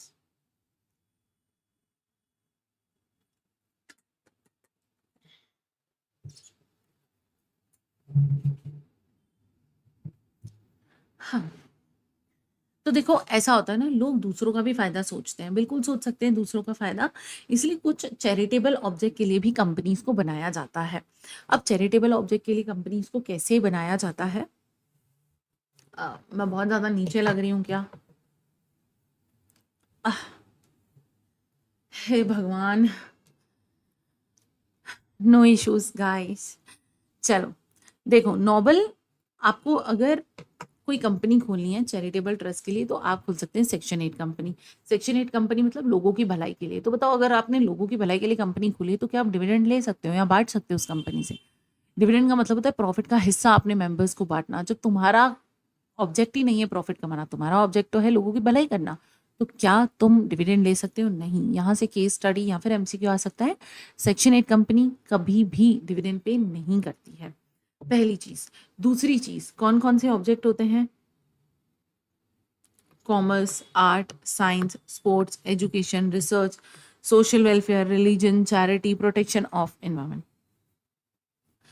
अब इंटेंट्स टू अप्लाई, इसका इंटेंशन ही होता है कि मेरे को जो भी प्रॉफिट होगा ना, मैं फिर से लोगों की भलाई में लगा लूंगा, इसीलिए ये डिविडेंड नहीं ले सकते। अब यहाँ पे एक चीज़ है, स्मॉल कंपनी कभी भी सेक्शन 8 कंपनी नहीं बन सकती। ऊपर मैंने आपको एक पॉइंट बताया था, 1% कंपनी भी सेक्शन 8 कंपनी नहीं बन सकती। सेक्शन 8 कंपनी बोलता है लोगों की भलाई करनी है, तो भाई स्मॉल कंपनी, तुम खुद ही छोटे हो, तुम क्या दूसरों की भलाई करोगे। 1% कंपनी, अकेला आदमी कितनी भलाई कर लेगा, तो वो भी नहीं कर सकता। फर्म का जो मेंबर है of the company registered under section 8, the firm may be a member section 8 की, एक फर्म सेक्शन 8 की मेंबर हो सकती है। The company shall enjoy same privileges obligation as a limited company, मतलब सारी वही ऑब्लिगेशन रहेगी जो एक लिमिटेड कंपनी की होती है। सेक्शन 8 कंपनी के नॉट अल्टर एमओए एओए। देखो आपने बोला मुझे लोगों की भलाई करनी है, आपने मोदी जी को बोला, उन्होंने बोला ठीक है भाई खुल ले कंपनी। अब आपने आपका एमओए एओए बदल दिया। एमओए में क्या लिखा होता है कि आपका ऑब्जेक्ट क्या है, आपके एओए में लिखा होता है कि आप कैसे अपनी कंपनी में काम करेंगे, तुमने उसी को बदल दिया, तो अपनी मर्जी से नहीं कर सकते, अब मोदी जी से दोबारा पूछना पड़ेगा।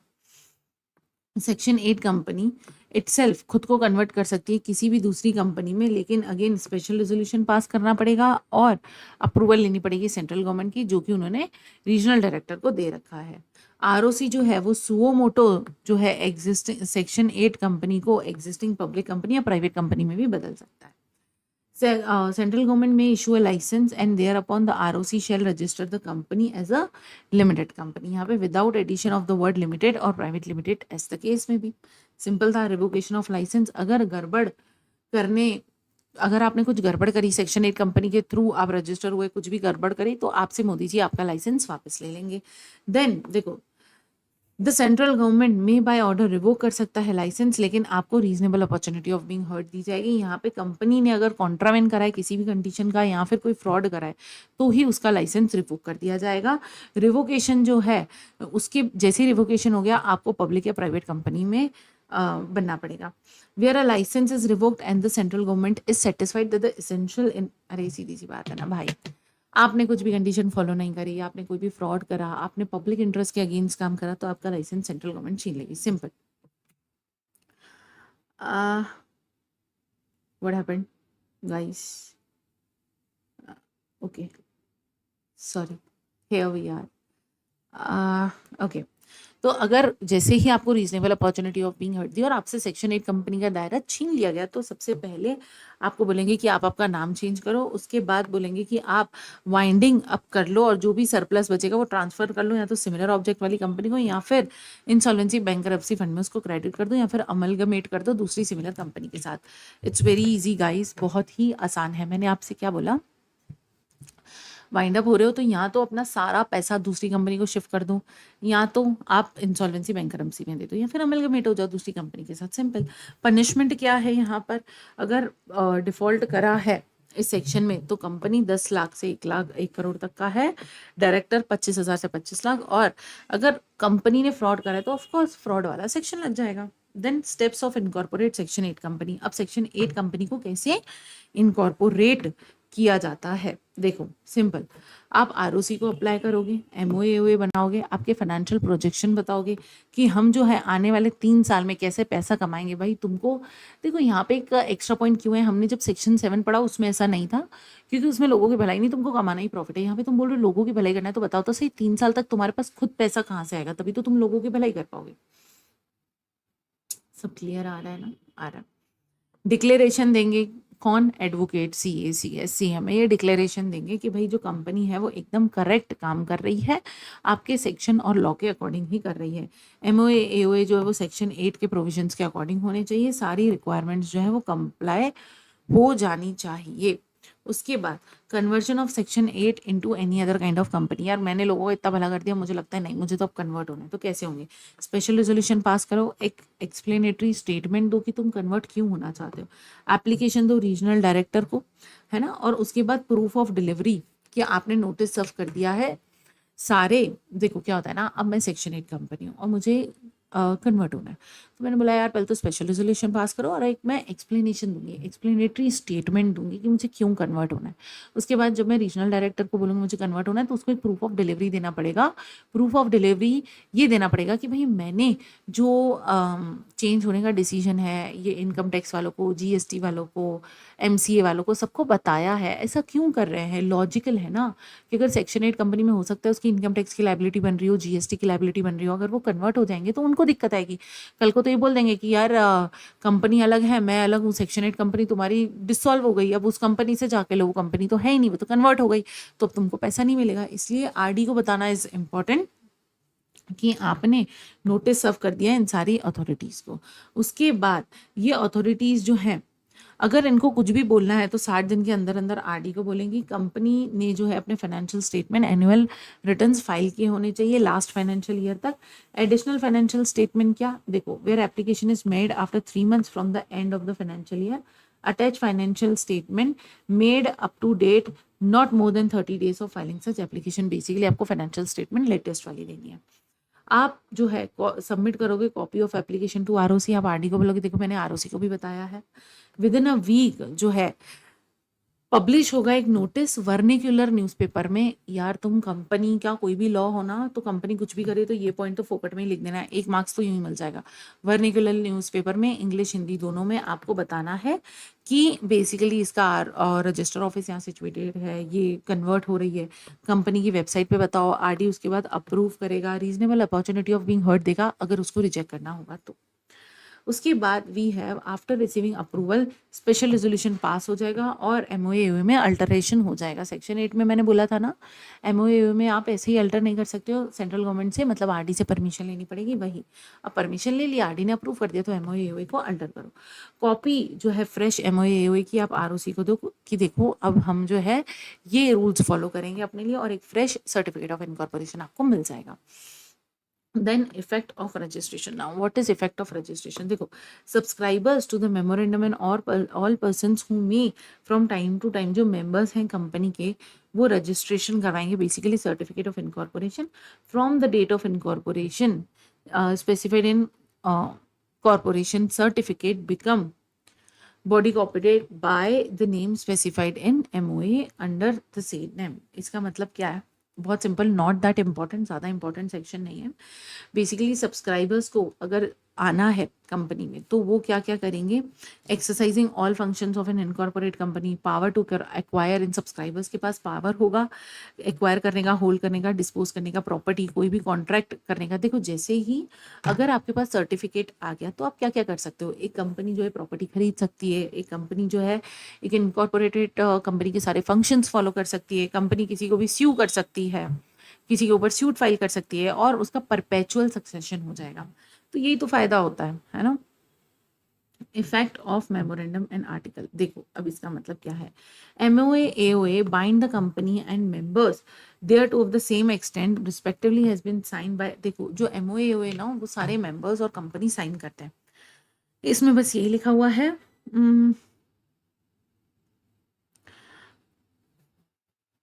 हाँ, सिंपल लिख दिया मैंने शॉर्ट में कि इट्स नॉट दैट इम्पॉर्टेंट। जो इम्पोर्टेंट नहीं है मैं उसको थोड़ा जल्दी करवा रही हूँ। एमओए और एओए जो है माना जाएगा कंपनी के बीच में और मेंबर्स के बीच में क्या है? Contract. Section 10 A commencement of business etcetera. Okay, conditions for commencement of business, इसको हम देख सकते हैं। अभी ये हमारा कितना बाकी है? ओके, अभी ये चैप्टर काफ़ी ज़्यादा बाकी है। आई होप गाइस मैं आपको ये थोड़ा सा जल्दी कंप्लीट करवा पाऊँ, because to be very honest I am not at all comfortable, मैं बैठ नहीं पा रही हूँ एंड मेरी बैक बहुत ज़्यादा हर्ट हो रही है, बट करवाना तो है, तो I do it, don't very guys, I do it. कहाँ थे हम? सेक्शन 10A, देखो जो इम्पोर्टेंट नहीं होगा थोड़ा जल्दी करवाऊंगी मैं।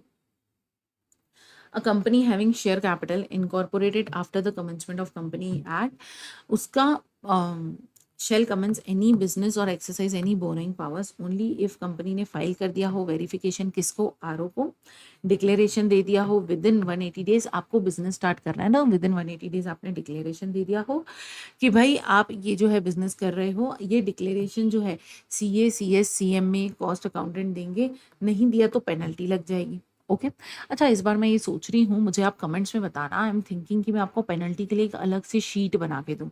बताना मुझे इतनी मेहनत करनी चाहिए कि नहीं, ओनली अगर आपके लिए ये बेनिफिशियल होगा तो ही मैं करूँगी, otherwise I am not going to do that. Where no declaration within a period of 180 days from date of incorporation, तो रजिस्ट्रार को रीजनेबल कॉज टू बिलीव कि भाई नॉट केयरिंग एनी बिजनेस और ऑपरेशन। यार तुमने इसका अगर मैं शॉर्ट में बताऊँ, तुमने इनकॉर्पोरेशन कर लिया कंपनी को और 180 दिन में तुमने मोटा माटी 6 महीने बोल दो, 6 महीने में कोई बिजनेस कैरी आउट नहीं करा और उसको लगता है रीजनेबल ग्राउंड ये मानेगा कि तुमने कोई बिजनेस कैरी आउट नहीं करा, तो तुम्हारी कंपनी का नाम हटा दिया जाएगा। फोकट में कंपनी बढ़ानी नहीं है, क्योंकि डमी कंपनी बना के लोग बहुत सारे ट्रांजेक्शन करके फ्रॉड करते हैं, इसलिए उसमें काम होना जरूरी है। Action by register for removal of company simultaneously with levy of penalty. It's a clarity point. हाँ, in case of a company pursuing object registration और approval from any sectoral regulators, तो उनको वो भी डिक्लेरेशन देना पड़ेगा। नॉट दैट इम्पॉर्टेंट, बस ये है ध्यान रखने की चीज़, 180 दिन में आपको डिक्लेरेशन देना पड़ेगा आरओसी को। यहाँ पे देखो, यहाँ पे इस सेक्शन में काम की चीज़ क्या है बता दूँ क्या, कि आपको with in 180 days of incorporation आपको आरओसी को बताना पड़ेगा कि आप बिजनेस कर रहे हो। अगर आप no business within 180 days, तो आपका जो सर्टिफिकेट ऑफ इनकॉर्पोरेशन है उसको कैंसिल कर दिया जाएगा। बस इतना ही आपको ध्यान रखना है। इधर मैं इसको हटा देती हूँ, बाद में मैं नोट शेयर करती हूँ तो स्टूडेंट्स को डाउट आ जाता है कि ये क्या था। Now what we have, registered office of company. देखो सेक्शन 12 इंपॉर्टेंट है, ध्यान से देखेंगे। 30 दिन में आपको आपका रजिस्टर ऑफिस होना चाहिए। रजिस्टर ऑफिस होना is very important. Register office होगा तभी तो पता चलेगा ना कि आपसे अगर कंपनी को कम्युनिकेट करना है, सॉरी आरओसी को कम्युनिकेट करना है कंपनी से, तो कैसे कंपनी से कम्युनिकेट कर पाएगा। तो 30 दिन के अंदर तो 30 दिन के अंदर अंदर आपके इनकॉर्पोरेशन के 30 दिन के अंदर अंदर आपके पास क्या होना चाहिए, आपका खुद का रजिस्टर ऑफिस। उसके बाद 30 दिन के अंदर अंदर आपको रजिस्टर ऑफिस का वेरिफिकेशन करवाना पड़ेगा। एंड देन हर बिल्डिंग के बाहर जो भी आपका रजिस्टर ऑफिस है, आपको उसके बाहर एक नेम और एड्रेस का बोर्ड लगाना पड़ेगा। और उसके बाद have it's name engraved in legible characters on it's seal, seal भी लगी हुई होनी चाहिए। देन ऑफिशियल डॉक्यूमेंट्स में फुल डिटेल्स होनी चाहिए कि आपके ऑफिशियल डॉक्यूमेंट्स मीन्स व्हाट, आपके जितने भी जो रजिस्टर ऑफिस है उसका नाम, उसका address, email, website, everything should be there. और उसके बाद have its name printed on hundis, promissory notes, basically negotiable instruments पर। NI means negotiable instruments, negotiable instruments में नाम होना चाहिए। देन 2 साल तक पुराना नाम भी लिखना पड़ेगा। लाइक देखो, provided that in case name change during the last 2 years, print और affix former name as well. आपको पुराना नाम भी लिखना पड़ेगा। इन केस ऑफ OPC आपको ब्रैकेट्स में OPC भी लिखना पड़ेगा कि this is 1 person company. Okay, then we have notice of change and verification to registrar। Thank God, मुझे लगा कि मैंने रिकॉर्डिंग ऑन नहीं करी है, 2 सेकंड के लिए मैं डर गई थी। ओके, अगर आपको ROC आपका चेंज करना है तो आपको 30 दिन के अंदर अंदर नोटिस करना पड़ेगा, नोटिस देना पड़ेगा। अगर शहर के बाहर आपको आपका ROC रजिस्टर करना है तो आपको स्पेशल रेजोल्यूशन जो है वो पास करना पड़ेगा। Okay, okay, got a lot of phone calls, but okay, क्या बता रही थी मैं? यस, अगर आप जो है in case of an existing company outside the local limits अगर आपको करना है तो सबसे पहले आपको स्पेशल रेजोल्यूशन पास करना पड़ेगा। अगर any other company outside the local limits of any city town, तो अगेन देखो, अगर एग्जिस्टिंग कंपनी है, अगर आपको आउट ऑफ द लिमिट्स जाना है, शहर के बाहर जाना है, स्पेशल रेजोल्यूशन पास करो। एग्जिस्टिंग कंपनी नहीं है, नई कंपनी है, तब भी शहर के बाहर जाना है तो स्पेशल रेजोल्यूशन पास करना पड़ेगा। देखो, आप जैसे ही ROC के पास, देखो विद इन द सेम, अगर where a company changes the place of RO within the same state, then the change confirm by the RD। Basically आप ROC के पास गए, ROC ट्रिब्यूनल के पास जाएगा परमिशन लेने के लिए। ओके, उसके बाद confirmation of the about change in register office कैसे, आपको 30 दिन के अंदर अंदर कम्युनिकेट कर देंगे कि येस आपका ROC चेंज हो चुका है। उसके बाद अब इसको ध्यान से देखना, company shall file the confirmation within the register within a period of 60 days of the date of confirmation, who shall register the same and certify the registration within 30 days from the date of the file of conversation। मैंने देखो क्या बोला, मैंने यहाँ पे short में लिखा है। शॉर्ट में आपको क्या देखना है, 30 दिन के अंदर अंदर ट्रिब्यूनल आपको बताएगा, 60 दिन के अंदर अंदर आप कंफर्मेशन दोगे, 30 दिन के अंदर अंदर ROC कंफर्मेशन देगा।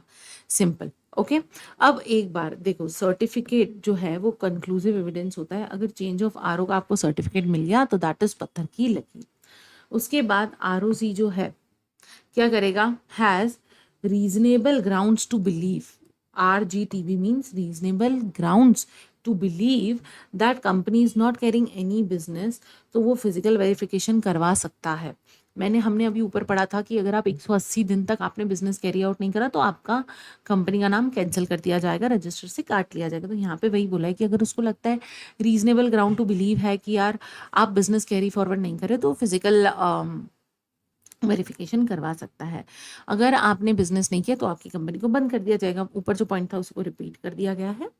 Then company and every officer in default जो है वो 1000 पर डे जो है पेनल्टी या फिर 1 लाख तक मैक्सिमम पेनल्टी पे करेगा। यहाँ पे मैंने समरी दे दी है guys. Then if you want to alter your memorandum of article, इसकी भी मैंने समरी दी है क्या? नो। अगर आपको मेमोरेंडम ऑफ आर्टिकल में कुछ चेंज करना है तो अब आप वो चेंज कैसे करोगे? देखो, अगर आपको मेमोरेंडम ऑफ आर्टिकल में एडिशन करना है, ओमिशन करना है, आपको कुछ भी सब्सटीट्यूशन करना है, आई होप मेरे कैमरे की बैटरी खत्म ना हो, प्लीज गॉड, ये नहीं होना चाहिए। अगर आपको इसमें से कुछ भी करना है तो कंपनी अल्टर कर सकती है, उसको स्पेशल रेजोल्यूशन पास करना पड़ेगा। देखो अगर कंपनी को नेम चेंज करना है तो सबसे पहले उसको आरओसी की बेसिकली आपको आरओसी सेंट्रल गवर्नमेंट की परमिशन लेनी पड़ेगी। देन उसके बाद no such approval is required by changing the name of a company solely by adding और रिमूविंग द वर्ड प्राइवेट और converting one class to another class. एक class से other class में अगर आप कन्वर्ट हो रहे हो तो आपको उसके लिए कुछ भी करने की जरूरत नहीं है। Company shall file with the ROC, क्या फाइल करेगा? Special resolution, approval of central government और आरओसी एंटर कर देगा नया नाम अपने रजिस्ट्रार में। हिंदी में दिया हुआ है आपके समझने के लिए। Then alteration in register office from one state to another, ऊपर शायद हमने ऑलरेडी इसको देख लिया है कि अगर आपको एक स्टेट से दूसरे स्टेट में आपका आरओसी करना है तो आपको सेंट्रल गवर्नमेंट की परमिशन लेनी पड़ेगी और उसके बाद आरओसी आपको एक फ्रेश सर्टिफिकेट ऑफ इनकॉर्पोरेशन दे देगा। अब उसके बाद जो भी एप्लीकेशन आप सेंट्रल गवर्नमेंट को दे रहे हो उसमें क्या क्या होना चाहिए? आपका एमओए होना चाहिए, मीटिंग के मिनट होने चाहिए, बोर्ड रिपोर्ट होनी चाहिए, list of creditors and debtors होनी चाहिए, बेसिकली डिबेंचर्स की होनी चाहिए और एक्नॉलेजमेंट ऑफ सर्विस होना चाहिए कि बेसिकली आपने आरओसी को कॉपी दे दी है। एडवर्टाइजमेंट देना पड़ेगा within 30 days, again to vernacular, paper में वेबसाइट पे बताना पड़ेगा। वर्नाकुलर मतलब रीजनल लैंग्वेज और आपकी English language. Then we have central government जो है उस एप्लीकेशन को डिस्पोज ऑफ कर देगी within 60 days before passing of order. Central government satisfy करेगी कि अल्ट्रेशन जो है उनसे, अगर आप कंपनी के नाम में अल्ट्रेशन करें तो आपने कंसेंट लिया होगा क्रेडिटर से, डिबेंचर होल्डर और अदर पर्सन से। जो सफिशिएंट प्रोविजन है वो कंपनी ने मेड किया होगा सारी अपनी ऑब्लिगेशंस को डिस्चार्ज करने के लिए और एडिक्वेट सिक्योरिटी दी गई होगी डिस्चार्ज के लिए। Okay okay. Then where RO is shifted from one state to another within 30 days आपको receipt of order of central government मिल जाएगा। ऊपर जो पढ़ा उसी को यहाँ पे एक बार रिपीटेटिवली थोड़ा सा ज़्यादा लिखा हुआ है, दैट्स इट। देन आपको फ्रेश सर्टिफिकेट ऑफ इनकॉर्पोरेशन मिल जाएगा। देन वी हैव, अगर आपको ऑब्जेक्ट में चेंज करना है तो देखो, अगर आपने पब्लिक इशू किया है और आपका अमाउंट अनयूटिलाइज है तो आपके ऑब्जेक्ट में चेंज नहीं हो सकता। क्यों? तुमने बोला, फॉर एग्जांपल मुकेश अंबानी ने बोला कि यार मैं कंपनी ओपन कर रहा हूँ जो लोगों की भलाई करेगी, तो उसने पब्लिक से पैसा उठा लिया। बाद में कह रहा है नहीं मैं मेरा ऑब्जेक्ट चेंज कर रहा हूँ, समझो पब्लिक से 10 करोड़ पैसा उठा लिया, 8 करोड़ अभी भी यूज़ करना बाकी है और बाद में वो बोलता है कि नहीं मैं तो अभी ऑब्जेक्ट चेंज कर रहा हूँ। अब मैं ऐसा नहीं करूँगा, अब मैं इससे एक बिजनेस क्रिएट करूँगा जिसमें मैं माल बनाऊंगा, बेचूंगा और प्रॉफिट कमाऊंगा। एक बात बताओ, तो पब्लिक के साथ धोखा हो गया। आपके ऑब्जेक्ट को देखते हुए पब्लिक ने पैसा दिया था, अब वो जो पैसा है वो अनयूटिलाइज है, तो यू कांट से दैट ना कि किसी भी तरीके से यू कांट से दैट कि यार अब जो है मैं ऑब्जेक्ट चेंज कर रहा हूँ। तो इस केस में ऑब्जेक्ट चेंज नहीं होगा। ओके, ऑब्जेक्ट चेंज नहीं होगा जब तक स्पेशल रेजोल्यूशन पास नहीं होगा। देखो special resolution is very special, तो स्पेशल केसेस में ही आता है। The details of such resolution publish होना चाहिए न्यूज़पेपर में, अगेन वही एक इंग्लिश एक वर्नाकुलर, और वेबसाइट ऑफ द कंपनी पे भी आना चाहिए। और जिन भी जो शेयर होल्डर्स है, बेसिकली समझो 10 करोड़ जिसने पब्लिक ने पैसा डाला, अब वो जो है वो एग्री नहीं करती आपके नए ऑब्जेक्ट से, तो उनको ऑप्शन मिलना चाहिए कि वो आपकी कंपनी से अपना पैसा निकाल के वापस बाहर निकल सके। एग्जिट रूट उनको मिलना चाहिए। देन रजिस्ट्रार रजिस्टर करेगा अल्ट्रेशन ऑफ मेमोरेंडम में और जो है एक नया रजिस्ट्रेशन देगा within 30 days of filing a special resolution. अगर no alteration made under this section shall have effect until has been registered in accordance with the provisions. आपको प्रोविजंस के अकॉर्डिंग ही चेंज करवाना पड़ेगा, नहीं तो इसको मान्य नहीं माना जाएगा। Any alteration of a memorandum in case of a company limited by guarantee and not having a share capital intending to give any person right to participate divisible profit। अरे सीधी सी बात है, अगर मेमोरेंडम ऑफ एसोसिएशन में ऐसा कर लिया, अगर मेमोरेंडम ऑफ एसोसिएशन में ऐसा कर लिया कि डिविजिबल प्रॉफिट किसी एक इंसान को, गारंटी वाली कंपनी और किसी एक इंसान को ही सारा पैसा दे दिया, तो दैट इज वॉइड। उसके बाद अल्ट्रेशन ऑफ आर्टिकल्स। क्या आर्टिकल्स में अल्ट्रेशन हो सकता है? यस, आर्टिकल में अल्ट्रेशन हो सकता है। आर्टिकल में अल्ट्रेशन कैसे होगा? आपने स्पेशल रेजोल्यूशन पास करना है। स्पेशल रेजोल्यूशन किसके लिए पास करना है? अगर आप प्राइवेट कंपनी हो आपको पब्लिक में शिफ्ट होना है, अगर आप पब्लिक कंपनी हो आपको प्राइवेट में शिफ्ट होना है। You can change your articles. Okay, special resolution pass करना पड़ेगा। अब उसके बाद अगर कोई भी आपने पब्लिक कंपनी को प्राइवेट कंपनी में शिफ्ट किया है तो आपको 60 डेज के अंदर अंदर from the date of special resolution आपको आरडी के पास क्या क्या देना पड़ेगा?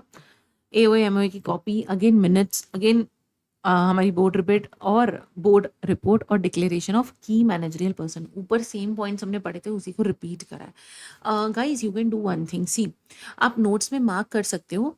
फॉर एग्जाम्पल यहाँ पे मैंने जो आपको नोट्स प्रोवाइड करे हैं उसका प्रिंट आउट निकाल के आप यहाँ पे मार्क कर सकते हो कि same points in above section, आप ऐसा डाल सकते हो।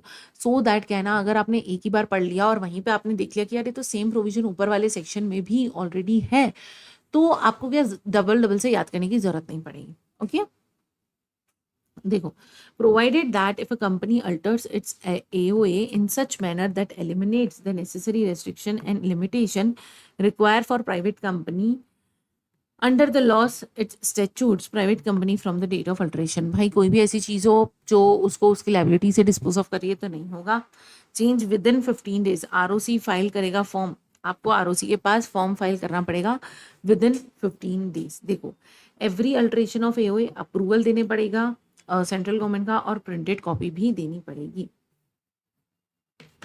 वन सेकेंड गाइस, हेलो जी शिमन, हाँ हाँ मैं आऊँगी, आप मेरा टाइम नोट करके रखना।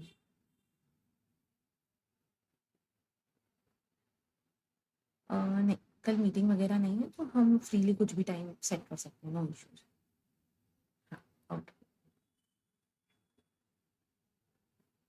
Okay guys, so because I am you know faculty of law and eco for CACS students in Indore, also face to face classes के लिए, तो कल के लिए टाइम डिसाइड के लिए कॉल आया था। That's it, see this is the reason मुझे इतना टाइम लग गया एग्जामिशन बैच को लेके आने में, because there are a lot of things going on in the background. मुझे मेरा स्टूडियो जो है उसको खाली करना पड़ा, and which was again a very emotional part. Then health issues आ रहे थे, देन कुछ फैमिली इश्यूज़ आ रहे थे, देन एक नई चीज़ स्टार्ट करी है तो उसमें लगी हुई थी। I have to you know focus on my own work also. So मैं मल्टीनेशनल कंपनी के साथ भी काम करती हूँ, तो मुझे उनका भी काम देखना था। तो सारी चीज़ें बहुत मिक्सड एंड मैच हो गई, and my sister was there with with her छोटू सा लिटिल बेबी, तो उसके साथ थोड़ा टाइम स्पेंड करना था। So because of all those reasons we are late with this batch, but I promise guys first week of August तक with writing practice I am going to complete this batch. This is promise to myself. Okay okay देखो, again any alteration, अगर AOA में कोई भी alteration किया है तो उसको वैलिड माना जाएगा if as if it were originally in the articles. Basically altered, जो आपने आर्टिकल ऑफ एसोसिएशन को अल्टर करा है उसको भी पहले जैसा ही इंपॉर्टेंट माना जाएगा। Okay so where we were, काफी आगे आ गए हैं हम वैसे तो।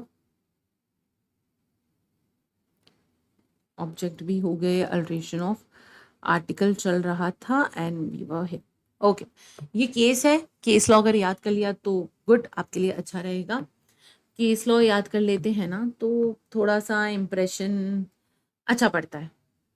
Okay okay, alteration of MOA AOA to be noted in every copy. अरे बाप रे, जो भी जितनी भी कॉपीज हैं आपकी कंपनी की उन सबको आपको अपडेट करना पड़ेगा कि MOA AOA जो है अब वो अपडेट हो चुका है। मैम कौन सी कॉपीज?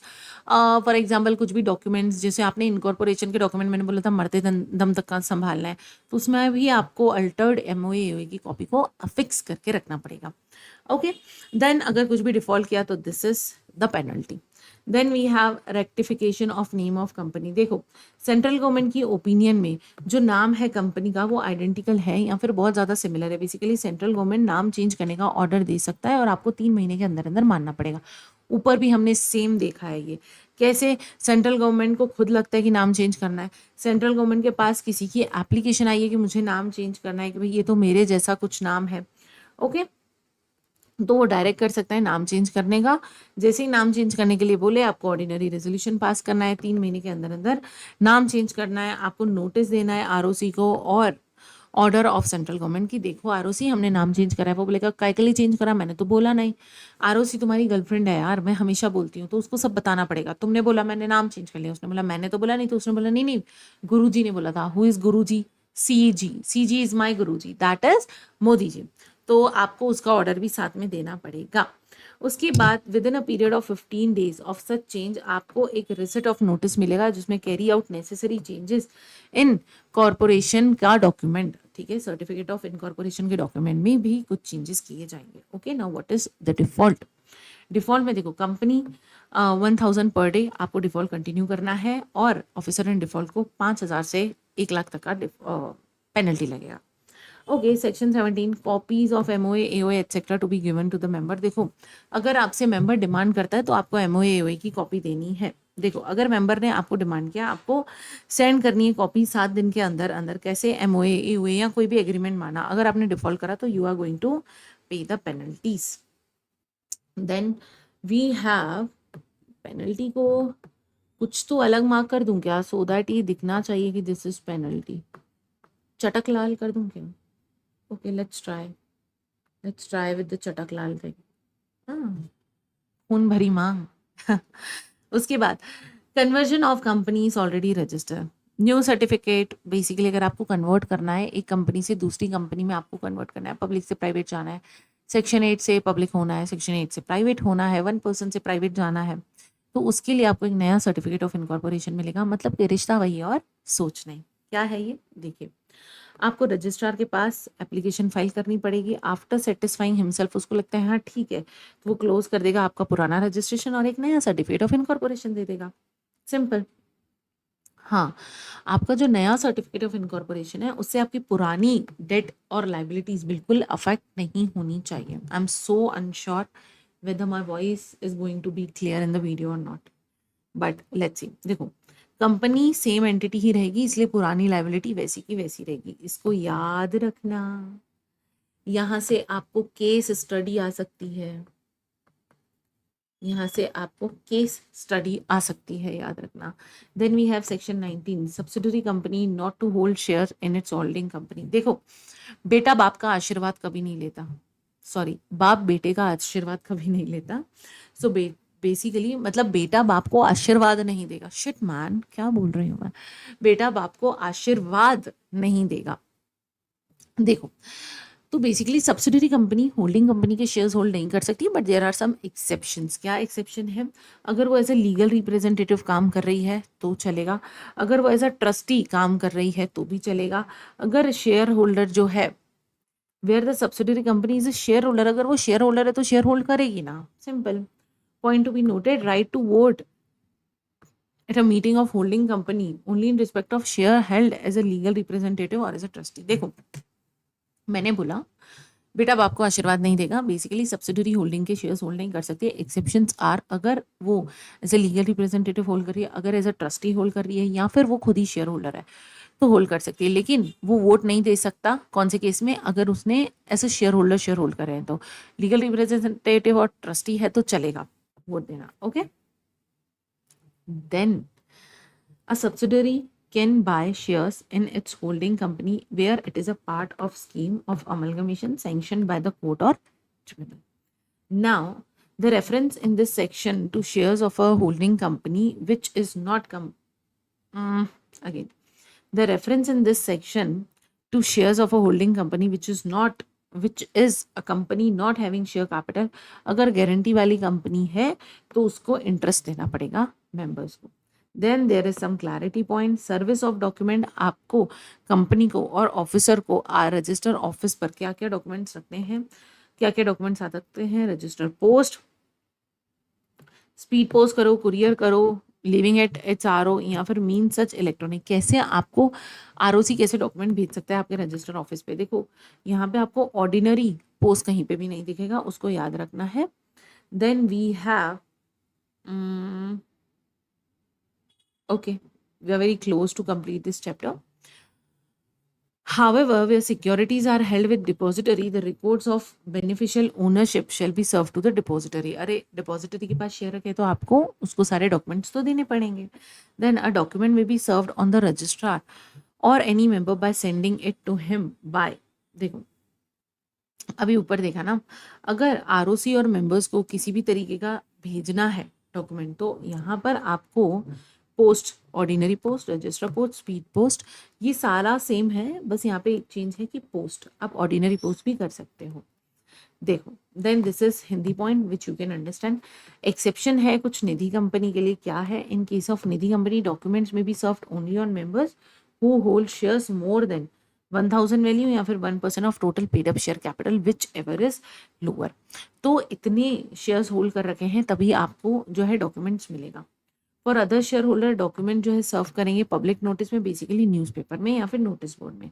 रूल 35 क्या बोलता है? कुरियर वो जो डिलीवरी का प्रूफ दे। कुरियर क्या होता है? वो जो डिलीवरी का प्रूफ दे। फैक्स हो गया, ईमेल हो गया, पोस्टिंग ऑफ इलेक्ट्रॉनिक मैसेजेस हो गए, अदर मोड कैपेबल हो गया। In case of a notice of a meeting at an expiration, देखो, in case of a notice of a meeting at an expiration of 48 hours after the letter containing the same is posted, and in case of, मैं आपको क्या बता रही हूँ, देखो, in case of delivery by post such service shall be deem to have been affected. Delivery by post करा कब affect माना जाएगा? जब एक्सपायरेशन हो गया है 48 आवर्स और ऑर्डिनरी कुरियर में पोस्ट कर दिया, तो ऑर्डिनरी कोर्स में पोस्ट कर दिया। तो देखो, ऑथेंटिकेशन के लिए हमको खास लोगों के साइन लेने पड़ेंगे। डॉक्यूमेंट्स को ऑथेंटिकेट करने के लिए कुछ खास लोगों के साइन। नाउ ये खास लोग कौन है? कि मैनेजरियल पर्सन, ऑफिसर और एम्प्लॉय जो कि ऑथराइज किया है बोर्ड ने। उसके बाद we have section 22, not that important. Last के कुछ सेक्शन ऐसे हैं जो ज़्यादा इंपॉर्टेंट नहीं है, इसलिए मैंने उनको थोड़ा स्पीड में कंप्लीट करा। So execution of bills of exchange, जो बेसिकली नेगोशिएबल इंस्ट्रूमेंट जो है वो ऑथराइज पर्सन ही साइन करेगा। देखो, कंपनी के पास अगर कॉमन सील है, हाँ है, तो in writing authorising any person. अगर नहीं है तो ऑथराइजेशन शेल बी मेड। कब ऑथराइज माना जाएगा? 2 डायरेक्टर या फिर कंपनी का CS या फिर वो एक डायरेक्टर और CS। अब इंडिया में अटॉर्नी, बेसिकली एनी पर्सन जो अटॉर्नी हो इंडिया में और आउटसाइड इंडिया में, डीड साइन होगी by such attorney on behalf of company under seal shall be bind by the company. See last के कुछ सेक्शंस हैं which was not that important, जो मैं अदर डॉक्यूमेंट्स की बात कर रही थी।